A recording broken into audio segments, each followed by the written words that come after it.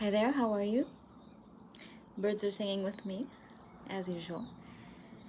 Today I wanted to share a perspective with you about crisis and about chronic stress and about how we respond to it. If our response to stress is to bottle the emotions that we feel and to bottle the stress, then we keep adding and adding the stress to our psyche, to our emotional body, or our physical body. Now, if a crisis comes along, it shocks us. And how do we respond? We start bottling that too. So if you look at a person's lifetime, and if this is their response, to just take it in and never let it out, eventually their body will crash. They will start to have autoimmune disease, which is a manifestation of chronic stress. And based on the stress of the new crisis and the autoimmune, their body will just start to shut them down. They're going to start to have a lot of pain, and they will not be able to cope because they haven't released it. And so think about your own life. If you've been facing abuse for a long time, and eventually you start to break out in some sort of disease, and later you find out that doctors cannot find the cause of it. It's autoimmune.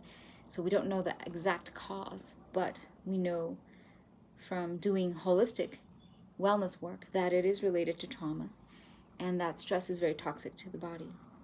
So if your response to a crisis is to take all that shock and the stress in on top of your chronic stress, you will start to feel sick.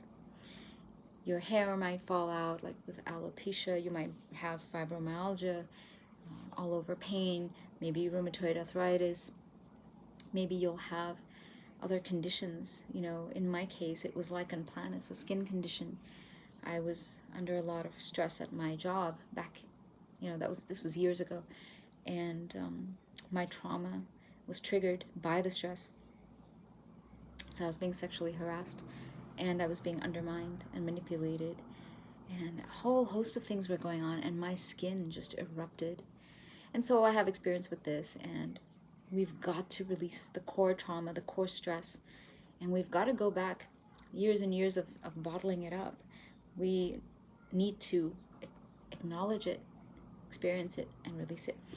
So how do we do that? There are many techniques. Meditative techniques are really important, and I'm in the process of teaching someone the heartfulness technique, which includes a cleaning. And you can do that cleaning every day, just to clean out your daily stressors, even simple things that cause impressions in us, like watching a horror movie or a movie about abuse, which I watched yesterday. And so you need to actually clean that out of your system, otherwise you just start accumulating and accumulating. So I wanted to give you an analogy that's a little bit serious. Think about a cemetery or a graveyard, and you're putting in dead bodies, you're creating tombstones. Eventually, you will run out of space, and you will need to go somewhere else. In the case of storing stress in the body, we don't have anywhere else to go. The body is our only vessel. And therefore, it might be, using this analogy, it might be a better idea to cremate our stress, to look at it, transmute it into love, use it in a constructive way. And the ashes, put them in the tree, in the roots of the tree of our awakening, of our self-love, and move on with life with less baggage, less heaviness. Let's not let our stress take up so much space in our lives that we don't have time to live because we're sick. So here's my message for you today. When you pause today, think about your response to stress and your response to crises.